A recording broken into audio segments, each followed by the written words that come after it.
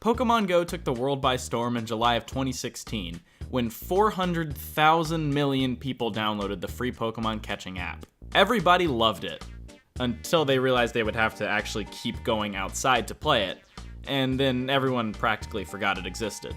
Although when researching this, there are actually a lot of people still playing it. Not nearly the amount it had in its first month, but still, good on you folks for getting outside and catching Pokemon. It was a really cool concept, but it had its fair share of issues that turned a lot of people off of the game, like myself. Like the technical issues that plagued the game for the first 2 weeks, and the regional lock on certain Pokemon.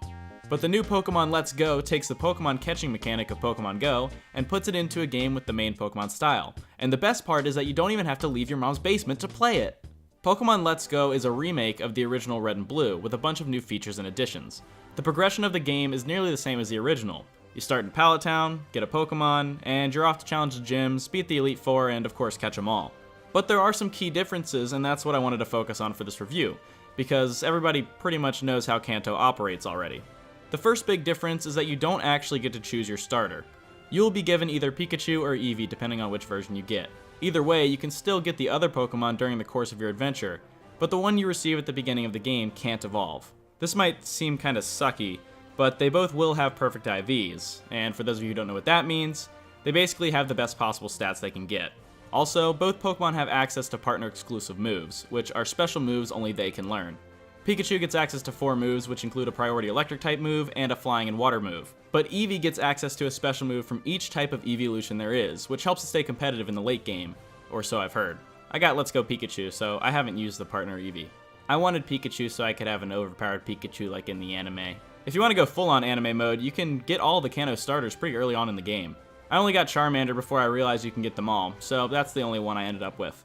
Your partner Pokemon can do even more than just battle efficiently. For one, it's always on your shoulder when you're walking around, but it's not just sitting there. If there's a hidden item nearby, your partner will wag its tail. It's a minor detail, but it's pretty cool. Also, when you battle with your partner Pokemon, you kind of just throw it into battle. It just looks so funny to me. Another thing that your partner can do is use all of the hidden moves required throughout the game. It's a similar system to that of Pokemon Sun and Moon, except that Pikachu is the only one that's learning these abilities. So Pikachu can do things like light up a dark cave, push large rocks, and yes, Pikachu can fly. Well, it can fly with this weird contraption. I was really disappointed when it learned Sky Dash. I mean, could you imagine how cool a flying Pikachu would be? And the last thing you can do with your partner is play with it. This can help to increase your Pokemon's happiness, but mostly it's just really cute. Pikachu just melts my heart. Speaking of happiness, I don't understand how it works in this game. I can't find a definitive way to know that your Pokemon is at max happiness, or if its happiness is even increasing at all. But I have a theory that it's somehow easier. Now, I have no real proof of this, but I noticed that my Pokemon's happiness would just increase for no reason. My Pikachu has high happiness because it's always out of its Pokeball, and because I played with it a lot. But I had other team members gain happiness seemingly out of nowhere. I know that battling with your Pokemon will increase its happiness by default, but I've never seen the effects of this in battle in any normal playthrough, even since they made it easier in recent games. I rarely had another Pokemon besides Pikachu out of its ball, which I've seen many people say will increase its happiness, and I really don't play with my other Pokemon. Wow. Saying those things out loud makes me sound like a terrible person. But regardless of how awful a trainer I am, my Pokemon still love me. And it's turned out a few hilarious moments as a result. Alright, can you not land Fissure, please? Damn it, I was trying to get XP with Beedrill. Oh, what? What? What? What? What? What? No. No way.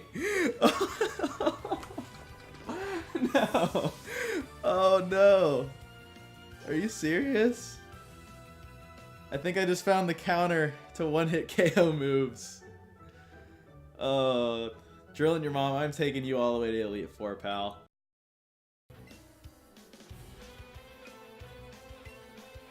No, wait. Oh, no, I meant to switch out. Well, I am going to die.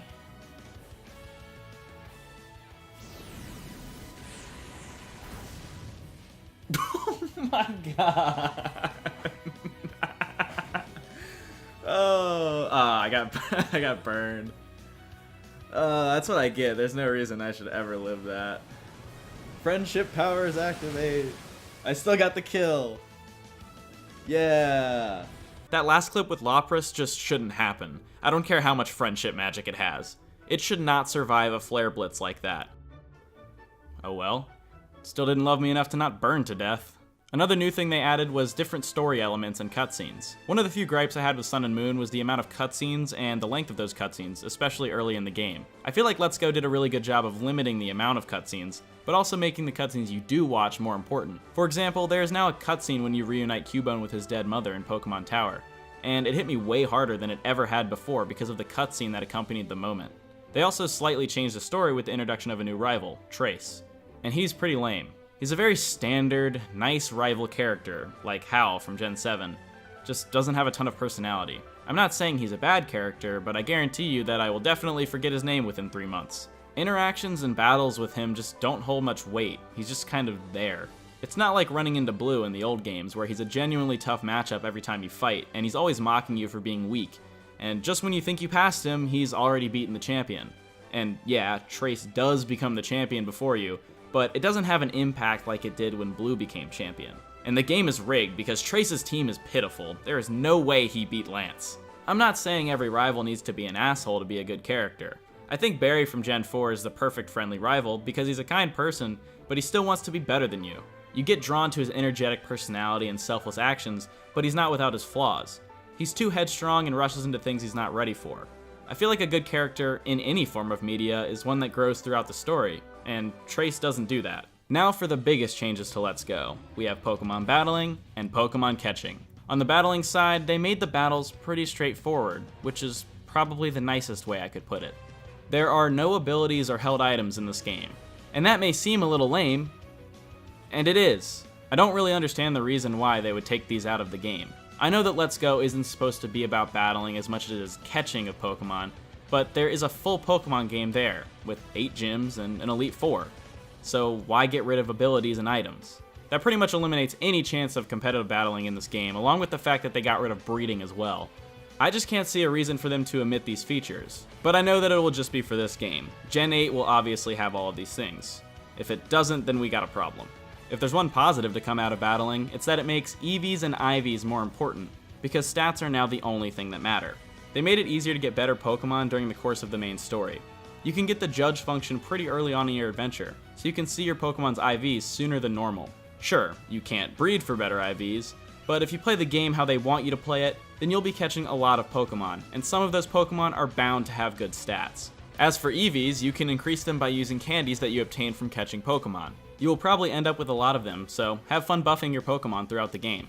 And finally, the main attraction, catching Pokemon. The whole point of this game's existence is to connect with Pokemon Go, and what better way to do that than by bringing its catching feature over to a main series style game. Now, as a veteran Pokemon player of over 15 years, is this system really a good replacement for classic wild encounters? Yes, absolutely. I love this catching system and I don't care who knows it. It's really fun to catch Pokemon now. Not that it wasn't fun before, but now I want to catch a Pokemon every time I encounter it rather than just one time to log it in my Pokedex. There's a lot of nuance and strategy to capturing Pokemon now. You have to time your throws properly, maybe use some different berries during the encounter to make the catch easier. Aiming your throws takes some practice, but it's really rewarding to catch Pokemon because it takes a bit of skill. That's if you're playing with the Joy-Con or Pokeball Plus. If the Switch is in handheld mode, then you can just press the A button. I strongly suggest trying this game with the Joy-Con. It's definitely harder to catch Pokemon this way, but it is so much more fun than just pressing the A button. And with the Joy-Cons, you can even pull off some sweet trick shots.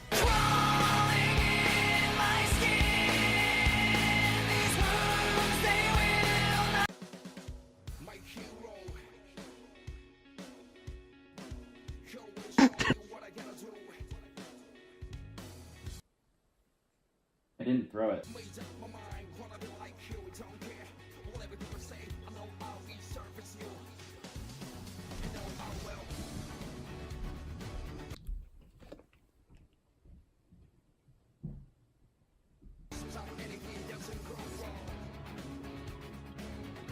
Yes!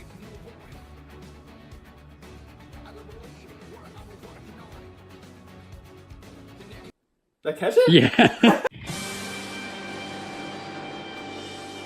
Now, dude, what the f, man? Yo, get the f out. Get the f out of here, dude. I'm not f done with this, man.